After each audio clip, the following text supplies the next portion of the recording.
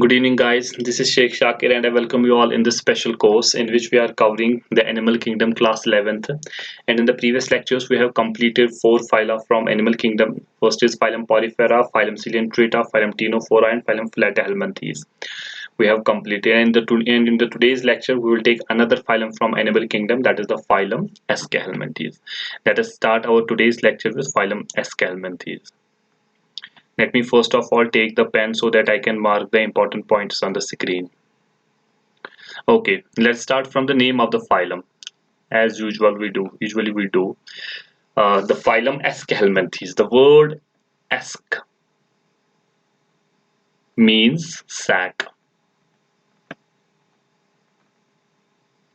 and helminthes, already discussed in phylum Platyhelminthes, worm-like, long worm-like. So these, you can call these animals as sac worms, because sac means they are having a cavity inside their body, and they are worm shaped. That is why we call these animals as sac worms. You can also call these animals as thread, because thread like animals, because this phylum is sometimes called a nematoda. Nematoda. Nemata means thread. Okay? You can also call these animals as thread-like animals.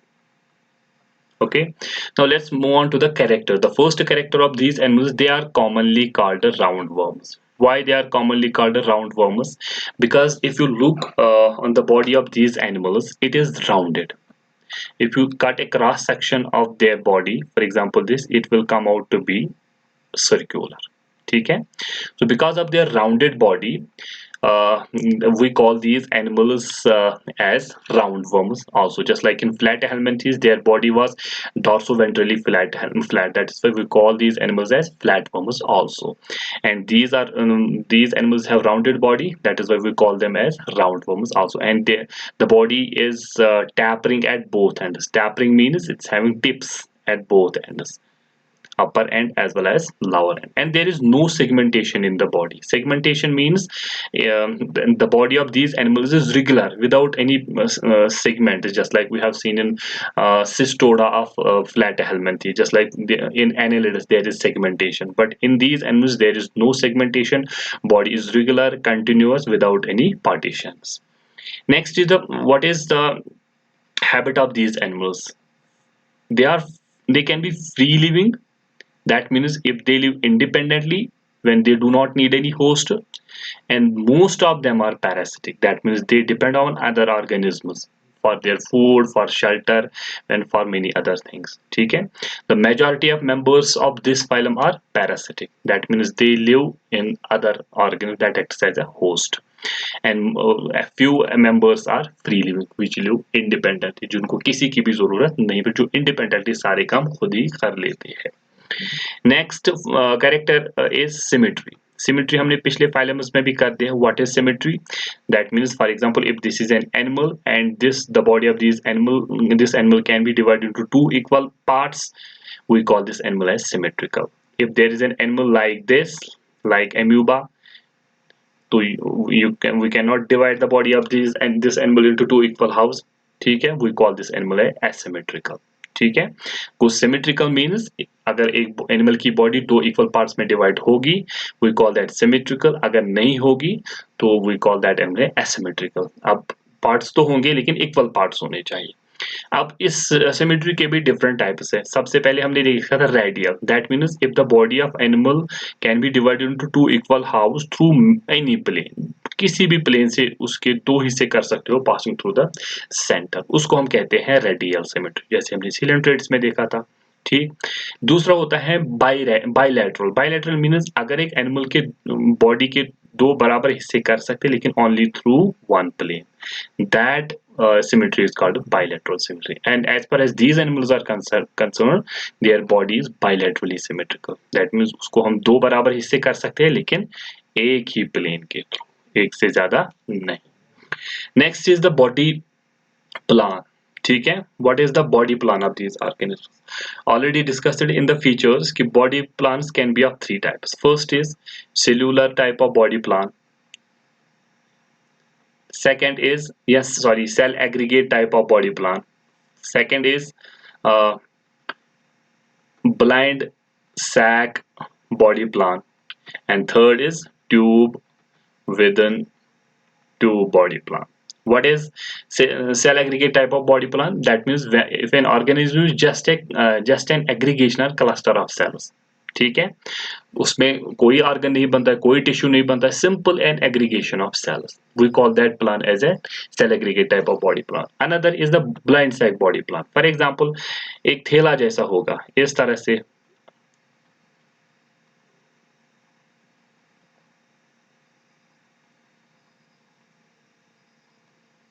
ये थैला जैसा, और इस थैले का एक ही opening होगा जिसके थ्रू फूड अंदर भी आएगा, इंजेक्शन भी होगी उसी के थ्रू, और बाहर भी जाएगा.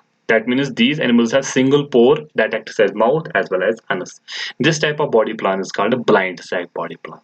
And next one is, that is the tube within tube body plan. That means, for example, if this is an animal, this is the outer body wall of the animal, and this is the alimentary canal of the animal. And alimentary canal is also a tube, ठीक है, narrow tube. It's having one opening and anterior side, this is called the mouth, another opening and hind side, this is called the anus. ठीक है, that means there's a tube inside, that this is alimentary canal, and outside this there's another tube, big tube, this is called body wall. This makes another tube within a tube. This type of body plan is called a tube within a tube body plan. And from Aschelanthes to Chordates, they all show tube within tube type of body plan. Next one is germ layers. How many germ layers are present in Aschelanthes? Germ layers can be three. First is endoderm, second is mesoderm, and third is ectoderm. क्योंकि जब zygote बनेगा, zygote से बनेगा blastula, blastula से बनेगा gastrula, और इसी gastrula में फिर 3 जर्मिनल लेयर्स डेवलप हो जाते हैं.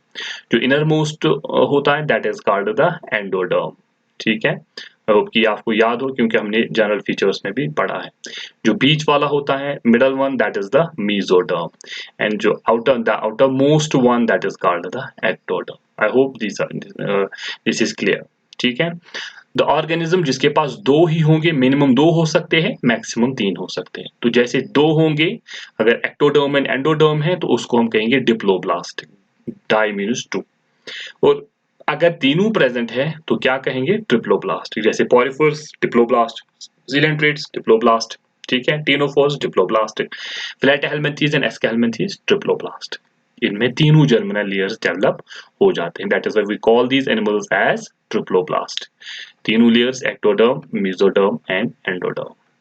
Now next one is the level of organization. Every living organism is made up of cells. What is the arrangement of cells inside the cell? That is the organization of the body. For example, organizations can be of different types. First is, it can be cellular type of organization, cellular level of organization. It can be tissue level of organization. Tissue level of organization. It can be organ level of organization. It can be organ system level of organization. What is cellular level of organization? That means when an organism is made up of cells and cells do not form tissues, just like in porifers. Then what is tissue level of organization? That means when cells combine, they form specific tissues which perform the specific function, just like we have seen in coelentrates, ctenophores. What is organ level of organization? That means that when the tissues combine, they form organs, just like we have seen platyhelminthes. Now the last is organ system level of organization. That means when the organs combine, they will form complete organism or organ system. So from Aschelanthes till Chordates, सारे phylums में आप देखोगे अब organ system level of organization. So in this phylum they show organ system level of organization. से आगे वाले phylum भी जो पढ़ेंगे Chordates तक बिल्कुल सब में organ system level of organization देखने को मिलेगी. Next important feature is body wall. देख रहे हैं हम सब में, देख रहे हैं कि किस तरह से किसी में 2 लेयर्स का था, किसी में 1 लेयर्स का था. जैसे हमने प्लेटिहेल्मिंथेस रिसेंटली पढ़ा, उसमें सिर्फ एपिडर्मिस था, सिंगल लेयर एपिडर्मिस. लेकिन अगर पैरासाइट था, एपिडर्मिस एब्सेंट था, उसके बाहर उसकी प्लेस पे एक और टफ कवरिंग जिसको हमने क्यूटिकल कहा था. ठीक है, लेकिन इन एनिमल्स का जो बॉडी वॉल है इट इज 3 लेयर. ठीक है, for example this is 1 layer, This is called epidermis. For example, epidermis. And this is another layer. This is called muscular layer. But before above this epidermis is present another tough covering, which is a parasitic adaptation, that is called a cuticle. So outermost cuticle, then there is epidermis, then there is muscular layer. ठीक है? That means the body wall is three layered. Outer cuticle, below the cuticle there is epidermis, and below the epidermis there is the muscular layer. लेकिन important point ये है यहाँ पर, जो ये epidermis होता है, it is multinucleated. इसमें बहुत सारे स्कैटर्ड न्यूक्लियर होते हैं. इस तरह के एपिडर्मिस को हम कहते हैं, मल्टीन्यूक्लिएटेड एपिडर्मिस को कहेंगे syncytial epidermis. This is very important point from NEET point of view. Remember this point. Second, ये जो मस्कुलर लेयर होता है, it is made up of only longitudinal muscles, not the transverse muscles. जो इसमें muscles होंगे वो longitudinal muscles होंगे, not the transverse muscles. These two important points you need to remember for NEET. Second, next character is the body cavity. सब में देख रहे हैं हम कि बॉडी कैविटी है या नहीं है. That is coelom. What is coelom? Coelom means, for example, if this is a body cavity, that means the cavity present between the alimentary canal and the body wall, that is the space. If this is lined by mesoderm on all sides, we call this space as coelom. Then हम इस body cavity को कहेंगे coelom. If it is not lined by mesoderm, it is a space or simply cavity, not the coelom. अब इन animals में mesoderm भी है, तो coelom तो होना चाहिए, लेकिन इनमें सीलोम नहीं होता, इनमें सीडोसीलोम होता है. What does this pseudo mean? Pseudo का मतलब होता है false. Pseudo means false. False means not true. किस तरह से फिर होता है? अगर फॉल्स है, क्या होता है? फॉर एग्जाम्पल, अगर ये बॉडी वॉल है एक एनिमल का और ये कैविटी है बीच में, ठीक है. फॉर एग्जाम्पल, अगर ये स्प्लिटिंग ऑफ मेसोडर्म से बनती तो इस तरह से होती, ठीक है. इसकी जो बॉडी कैविटी बन गई यहाँ पर, इसके अंदर भी मेसोडर्म था और इसके बाहर भी मेसोडर्म है. That mean it is wholly covered by mesoderm. We call this cavity as coelom. लेकिन इनमें क्या होता है? इनमें जो सीलोम बनता है वो उसमें मेसोडर्म जो है कंप्लीटली इसको कवर नहीं करता है, सिर्फ कहीं कहीं पे एक पाउचेस बना लेता है, कहीं कहीं पे कवर कर लेता है. इस तरह से मेसोडर्मल पाउचेस बना लेता है, ठीक है. कंप्लीटली इसको कवर नहीं कर पा रहा है. That is why we call this coelom as pseudocoelom, not the true coelom, but this is the beginning of formation of the coelom. I hope this point is clear. Next one is the digestive system. Digestive system we have also seen in Platyhelminthes, but that was incomplete. Why? Because there was a single pore that acts as mouth as well as anus. लेकिन इनमें जो देखोगे आप, जो elementary digestive system है, that is totally complete. What does the complete mean? That means they are having one opening that acts as mouth for ingestion of food, another opening that acts as anus for removal of the waste. This type of digestive system is called a complete digestive system.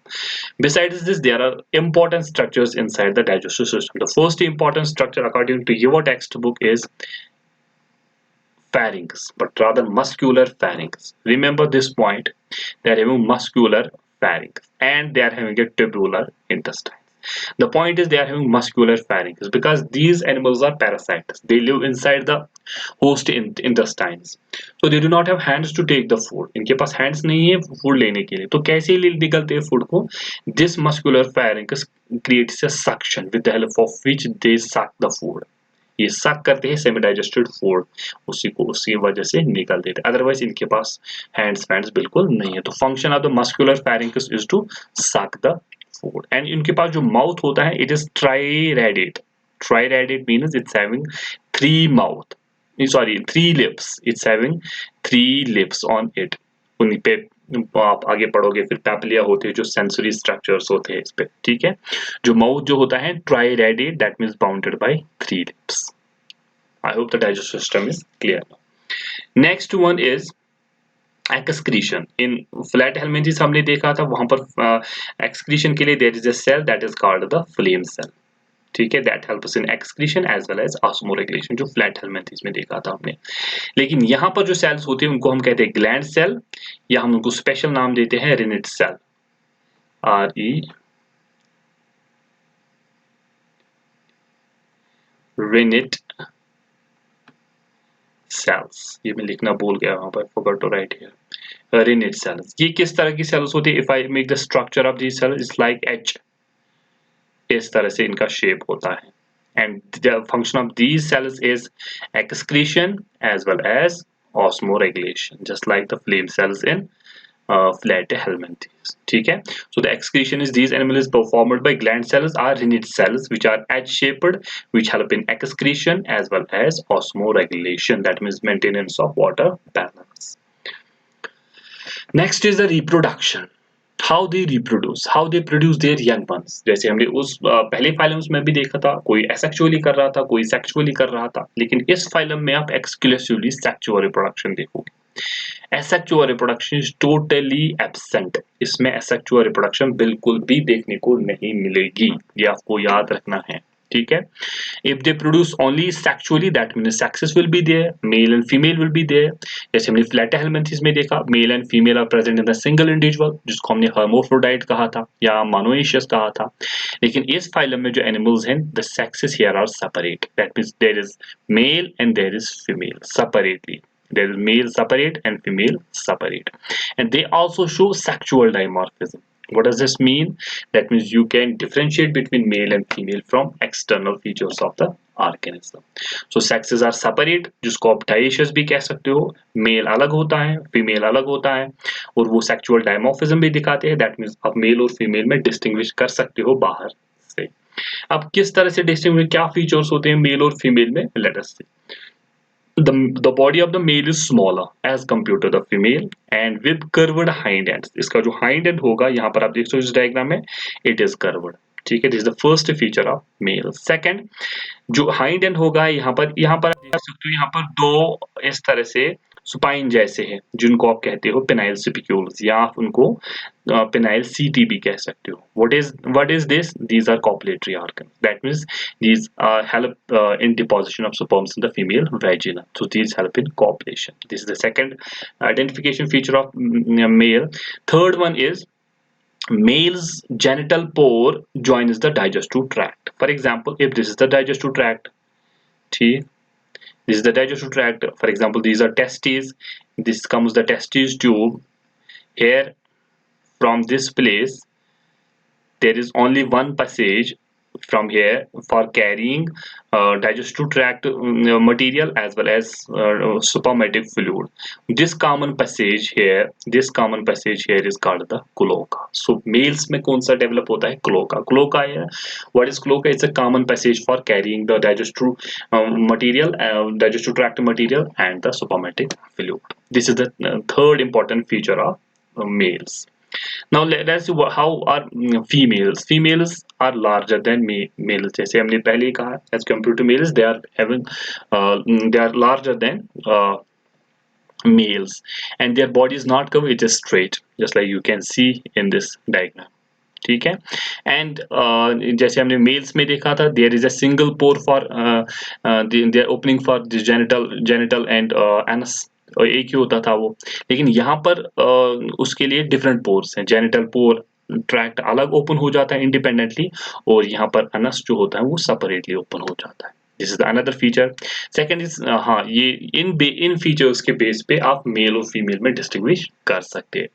Next है जो female जब यहाँ पर eggs lay करेगी, eggs will be laid in the intestines of these man or host, तो there are digestive juices, तो वो इसको खत्म कर सकते हैं, इसीलिए इसके ऊपर एक प्रोटेक्टिव कवरिंग डेवलप हो जाती है, शेल जैसे काइटिनिया शेल डेवलप हो जाती है, जो इसको प्रोटेक्ट करती है in adverse environmental condition. Next is, अगर ये अब फीमेल में एग है, यहाँ से स्पर्म दिया इसको मेल ने, अब ये फ्यूज हो जाएंगे। फ्यूज कहाँ हो जाएंगे? Obviously inside the body of female, लेकिन कहाँ पर? ओविडक्टस में। So in these animals the fertilization is internal, that means it takes place inside the body of the female. ठीक है, these are some important features of phylum aschelminthes. अगर आपको examples इसकी चाहिए, जैसे कि कॉमन एग्जांपल्स है इसकी एस्कैरिस लिम्ब्रिकॉइड्स, एनसाइक्लोस्टोमा स्टोमा जिसको आप हुकवर्म भी कहते हो, वुशेरिया बेनिक्राफ्टिया जिसको आप फ्लेरल वर्म भी कहते हो, जो फ्लेरिया से हो जाता है डिजीज है, ठीक है। सो हम अब इस फाइलम के दो मेंबर्स की लाइफ हिस्ट्री को देखेंगे और उनकी बॉडी स्ट्रक्चर को भी देखेंगे, लाइफ साइकिल को भी देखेंगे। उससे आपको ये कैरेक्टर्स जो है और आसानी से ज्यादा समझ आ जाएंगे, क्योंकि उनसे फिर क्वेश्चंस भी एग्जाम्स में बनते हैं। The first is the ascaris lumbricoides. This belongs to phylum Aschelminthes. Ascaris lumbricoides is a parasite. But what type of parasite? Endoparasite. That means it will live inside the body of the host. क्योंकि मैंने कहा पहले ही कहा कि majority of the members of this phylum are parasitic. लेकिन ये जो Ascaris lumbricoid है, it's an endoparasite. अब होस्ट में इनसाइड कहाँ रहता है? इंटेस्टाइन्स में. इंटेस्टाइन्स ऑफ किसके? मैन के. ठीक है. So the Ascaris lumbricoid is endoparasite and lives in the intestines of the man. अब अगर ये इंटेस्टाइन में रहता है, एक इंसान की इंटेस्टाइन में रहता है, आपको पता है इंटेस्टाइन में बहुत सारे जूसेस होते हैं. पेनक्रियाटिक जूस होता है, ठीक है, इंटेस्टाइनल जूस होता है, और भी जूसेस HCl मिक्स होके आता है फूड से, स्टोमक से, ठीक है. तो वो इस वर्म को खत्म कर सकता है इंटेस्टाइन्स में, ठीक है. जैसे हम कोई मीट का पीस खाएंगे उसको भी हम डाइजेस्ट कर पाते हैं, लेकिन इसको डाइजेस्ट क्यों नहीं कर पाते? ये डाइजेस्ट क्यों नहीं होता? क्योंकि इसके ऊपर प्रोटेक्शंस होते हैं. सबसे पहला प्रोटेक्शन मैंने पहले कहा, इसके पास क्यूटिकल होता है, जो एक पैरासिटिक एडॉप्टेशन है, जो बहुत टफ कवरिंग होती है. दूसरा, it releases some anti enzyme. यहाँ पर इंपॉर्टेंट पॉइंट है, it releases anti enzymes which neutralizes the host harmful enzymes. तो उसकी वजह से ये प्रोटेक्ट हो जाता है. This is another parasitic adaptation. How it takes its nutrition? It's holozoic. ठीक है. That means it feeds on host's partly digested food. अब उसको suck कैसे करेगा? Already discussed it with the help of muscular pharynx. And it is monogenetic. Monogenetic means it completes its life cycle in one host. Mono means one. ठीक है.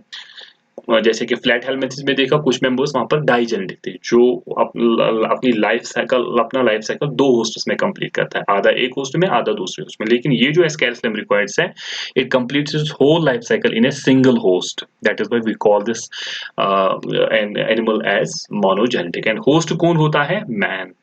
ठीक है, इंसान होता है, इंसान के इंटेस्टाइन्स में रहता है. ठीक है.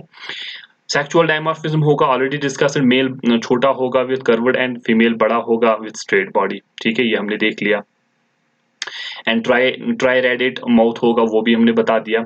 एंड इन मेल्स में क्लो का डेवलप होगा, common passage for digestive tract and this genital pore. ठीक है, वो भी क्लो का हमने देख लिया, इसमें डेवलप होगा. एंड मेल में 2 काइटिनियस रॉड्स प्रोजेक्ट हो जाएंगे क्लोकल अपर्चर से, जिसको हमने कहा था पिनाइल सीटी या penial spicules, which help in copulation, depositing the sperm in the female body और वेजिना. ठीक है. एंड फीमेल्स वो भी हमने देखा कि इसमें जेनिटल पोर सेपरेट होगा, और जिसको हमने कहा, जिसको हम कहते हैं वुल्वा, जिसको जेनिटल पोर होता है इसका, और एनस इसका सेपरेट होगा. ठीक है. अब लाइफ साइकिल देखेंगे, ये अपना लाइफ साइकिल किस तरह से कंप्लीट कर लेता है. जैसे ही ये एक, फॉर एग्जांपल, ये अगर मैन है, इसके इंटेस्टाइन्स में आ गए. ठीक है. इंटेस्टाइन्स में दोनों वर्म्स डेवलप हो जाएंगे, मेल भी हो जाएगा और फीमेल भी हो जाएगा. ठीक, दोनों वर्म्स डेवलप हो जाएंगे. ये क्या करेंगे अब? Copulation. Copulation means they will meet and male will deposit the sperms in the female's vagina. ठीक, ये copulation कहाँ पर होगी? ये इंसान के मैन के intestines में होगी. When this male deposits the sperms in the female tract, they fuse with each other. They will form the zygote. ठीक है, वहां से जाइगोट बनेगा. दैट मीन्स जो एग होगा, अब वो फर्टिलाइज्ड एग है, और वो क्या है? Zygote. And this will develop a shell, chitinous shell for protection. ठीक है. और ये जो फीमेल होगी, फीमेल Ascaris lumbricoids होगी, it lays the eggs in the small intestines of host. यही वो फर्टिलाइज्ड एग्स कहां पर ले करती है? In the small intestines of host.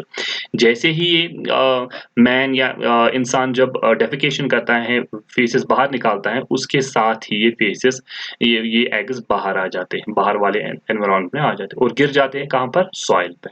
ठीक है। तो सॉइल पे डेवलपमेंट फिर से स्टार्ट हो जाता है। सॉइल पे जब बैठ जाते हैं ये जाइगोट किस में डेवलप हो जाएगा, ये जाइगोट डेवलप हो जाता है ब्लास्टूला में, ब्लास्टूला डेवलप हो जाता है गैस्ट्रोला में, और गैस्ट्रोला से पहला इसका जुवेनाइल निकल आता है, यंग वन जो होगा जुवेनाइल वो निकल आता है। And this juvenile looks like an animal which is nematode, जिसको हम कहते हैं रैबिडिफॉर्म लार्वा, ठीक है। तो उसको हम जो ये जुवेनाइल पहले बन गया बाहर होस्ट के बाहर, उसको हम कहते हैं रैबिडिफॉर्म लार्वा, ठीक है। अब यही रैबिडिफॉर्म लार्वा फिर से किस में जाएगा, इंसान में जाएगा। किस तरह से जाएगा, ये जो यंग वंस है इस लिम्ब्रिकोइड एस्केरिस लिम्ब्रिकोइड्स के, ये या तो हमारे फूड को कंटेमिनेट करेगा, फूड पे बैठ जाएगा, या हमारे वाटर में आएगा। जब हम इस कंटेमिनेटेड वाटर में कंटेमिनेटेड फूड को खाएंगे फिर से हमारे इंटेस्टाइन्स में आएंगे, फिर से इंटेस्टाइन्स में आएंगे, फिर से ये प्रोसेस स्टार्ट कर लेंगे और फिर से हमारी बॉडी में डेवलप हो जाएंगे ascaris lumbricoides. This is how its life cycle is completed. अब इसकी बॉडी वजह से हमारी बॉडी में क्या हो जाता है, एक डिजीज हो जाती है जिसको हम एस्कैरियासिस कहते हैं। What are the symptoms of disease, discomfort हो जाता है, कॉलिक पेन हो जाता है, पेट में दर्द होता है, ठीक है। फिर कंटिन्यूअसली अगर होगा डायरिया होता है, इंसान वोमिटिंग होती है, ठीक है। कभी कभी ये ब्लॉक कर जाते हैं हमारे इंटेस्टाइन्स को, ठीक है। ये कभी कभी ब्लॉक करते हैं हमारे इंटेस्टाइन्स को, या हमारी जिस लार्ज इंटेस्टाइन्स का जो पहला पार्ट होता है कैकम, उसमें एक ब्लाइंड सैक होता है जिसको हम कहते हैं अपेंडेक्स, वर्मिफॉर्म अपेंडेक्स। कभी कभार वहां पर आ जाके ये वर्म्स मर जाते हैं, मरने के बाद ये डिके होने के बाद यहाँ पर पस बना लेते हैं। फिर if this vermiform appendix bursts it will release the poison that, उसकी वजह से सडन डेथ हो सकती है इंसान, ठीक है। So this is the life cycle of the Ascaris lumbricoides. Now there is another worm जिससे क्वेश्चंस बन जाते हैं एग्जाम में, that is the Wucheria benignatia. It is another dreadful endoparasite. It is also an endoparasite. That means will live inside the host. And what is the host of this man? It is man. ठीक है। And वहां पर कहाँ रहेगा, जैसे कि Ascaris लिम्ब्रिकोइड्स intestines में रहता है, ये हमारी लिम्फेटिक सिस्टम में रहता है, lymphatic vessels and lymphatic nodes में रहता है, ठीक है। और अडल्ट वर्म इस तरह से दिखेगा जैसे आपको इस डायग्राम में दिख रहा है। It will be long hair like and transparent and creamy body होगी इसकी, जैसे आपको दिख रहा है यहाँ पर, ठीक है। And you will also find the dimorphism here, sexual dimorphism, male will be smaller with curved hind ends and female will be longer with pointed tails, जो हमने पहले भी डिस्कस कर लिया है। अब इसका लाइफ साइकिल इंपॉर्टेंट है, वो किस तरह से हो जाता है। इसका जो लाइफ साइकिल ये डाइजेनेटिक है। जो एस्केरिस लिम्ब्रिकोइड्स है उसका मोनोजेनेटिक था, एक ही होस्ट था वो मैन था, मैन इंटेस्टाइन्स। यहाँ पर डाइजेनेटिक है, दैट मीन्स दो होस्ट्स में अपना लाइफ साइकिल कंप्लीट करेगा, आधा एक होस्ट में आधा दूसरे होस्ट में। पहला होस्ट कौन सा होता है इसका, मैन, जहां पर ये कहाँ रहता है, lymphatic vessels and lymphatic nodes, जो हमने पहले ही कह दिया। And second host of this animal is blood sucking parasite, this insect जिसको हम कहते हैं फीमेल मॉस्किटो, ठीक है। तो फीमेल मॉस्किटो में इसका आधा लाइफ साइकिल कंप्लीट हो जाता है, आधा लाइफ साइकिल इंसान के लिम्फेटिक वेसल्स और लिम्फेटिक नोड्स में हो जाता है। दिस फीमेल मॉस्किटो की डिफरेंट स्पीशीज है, क्यूलेक्स है, एडीज है, एनोफिलीज है। the insect this among these the insect which is able to suck the blood, तो उसमें ये रहता है, उसमें मोस्टली ये फीमेल एनोफिलीज में, फीमेल मॉस्किटो में रहता है। जहाँ जब वो ब्लड सकिंग के लिए आता है हमारी बॉडी पे, तो वो इंसेक्ट वो इस पैरासाइट को हमारी बॉडी से सक कर लेता है, ठीक है। जब वो सक कर लेता है तो इंसेक्ट की बॉडी में आ जाता है, तो फिर rest of the cycle insect की बॉडी में कंप्लीट होता है। We will see that. तो मैन में किस तरह से होता है, अगेन जब ये लिम्फेटिक वेसल्स में होते हैं, फॉर एग्जांपल इंसान की यहाँ पर लिम्फेटिक वेसल्स है, ठीक है। उसमें जब होता है ये मेल और फीमेल कॉपुलेट करेंगे, जब ये कॉपुलेट करेंगे तो फीमेल फिर क्या करेगी, फीमेल में जो एग्स होंगे वो फर्टिलाइज हो जाएंगे, जब वो फर्टिलाइज हो जाएंगे वो एक लार्वा प्रोड्यूस करेंगे जिसको हम कहते हैं माइक्रोफिलैरी, ठीक है। वो प्रोड्यूस करेंगे microfilariae, and these microfilariae are delivered by the female. तो यही माइक्रोफिलैरी डिलीवर करती हैं कौन, फीमेल, कहां पर, lymphatic vessels of these man are the first host, primary host. इस लिम्फेटिक वेसल्स से निकल के ये जो माइक्रोफिलैरी हैं ये माइग्रेट हो जाते हैं इंसान के किसमें, ब्लड स्ट्रीम में, ठीक है। ब्लड स्ट्रीम में जैसे ही हो गए आ गए, ये मॉस्किटो आ जाता है, female mosquito, mostly during night होता है, ठीक है। तो ये हमारी बॉडी से ब्लड को सक कर लेता है। जब ये ब्लड को सक कर लेता है, ये माइक्रोफिलरी इसकी बॉडी में चले जाते हैं। जब उसकी बॉडी में चले जाते हैं तो वहाँ पर फर्दर डेवलपमेंट हो जाती है, और जो ये माइक्रोफिलरी है, ये अभी इन्फेक्शन के काबिल नहीं होता है। अब जब ये इंसेक्ट की बॉडी में गया तो वहाँ पर ये इन्फेक्शन के काबिल हो जाता है, इन्फेक्टिव बन जाता है, और फाइनली कहाँ पर आ जाता है, इसके मुंह में आ जाता है, जिसको हम लैबियम ऑफ मॉस्किटो में आ जाता है, ठीक है, जिसे फिर बाइटिंग भी करता है।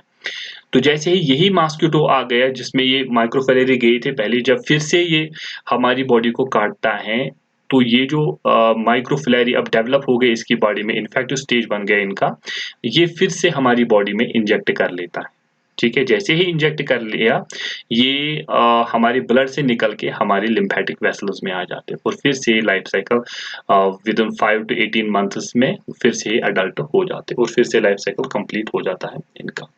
अब क्या प्रॉब्लम हो जाती है हमारी बॉडी में, what are the symptoms of this? अगर माइनर इन्फेक्शन ज़्यादा नहीं है तो मतलब फीवर, कंटिन्यूअस फीवर आ सकता है, headaches, mental depression, mental confusion, discomfort, इस तरह से ये इसके माइल्ड इन्फेक्शन की वजह से होता है। लेकिन अगर इसका हैवी इन्फेक्शन है, ये पूरे लिम्फेटिक वेसल को ही ब्लॉक कर सकता है, ये लिम्फेटिक सिस्टम को ही ब्लॉक कर सकता है। जब लिम्फेटिक सिस्टम ब्लॉक हो जाएगा तो जिस ऑर्गन में करेगा वहां पर अक्यूमुलेट हो जाएगा, जो फ्लूइड है ये अक्यूमुलेट हो जाएगा। जब वो अक्यूमुलेट हो जाएगा तो वो स्वेल हो जाएगा, फूल जाएगा, उसको लिम्फोएडिमा हो जाएगा, ठीक है। और अगर कोई बड़ा ऑर्गन ये इन्वॉल्व करती है, जैसे कि कोई टांग है, स्क्रोटम है, किसी का फीट है, ठीक है, वो ऑर्गन बहुत बड़ा हो जाता है, लाइक ए ट्यूमर, बहुत ही अगली स्ट्रक्चर का बन जाता है, लाइक एल्फेंटाइजर। एल्फेंटियोसिस क्यों कहते हैं इस डिजीज को? ये एल्फेंटियोसिस होता है इसकी वजह से, क्योंकि जो ऑर्गन्स हो जाते हैं इंसान के, जब ये इन्फेक्शन हो जाता है इंसान में, तो उसकी टांगे बहुत बड़ी हो जाती है, एलिफेंट की जैसी हो जाती है, उसके पैर एलिफेंट के जैसे हो जाते हैं, उसका स्क्रोटम एलिफेंट के जैसा हो जाता है। That is why we call this disease as elephantiasis. It's a very dreadful disease. So this is how the life cycle of the Wuchereria benignificata is completed. I hope कि इस lecture में हमने जितना भी डिस्कस किया वो आपको समझ में आया होगा। अगर आपको कोई भी कंफ्यूजन है, please let me know in the comment, and ये भी लिखिए कि आपको वीडियो कैसा लगा। अगर आपको वीडियो अच्छा लगा, please hit the like button and share with your friends also. Bye bye, take care, see you in the next lecture, bye.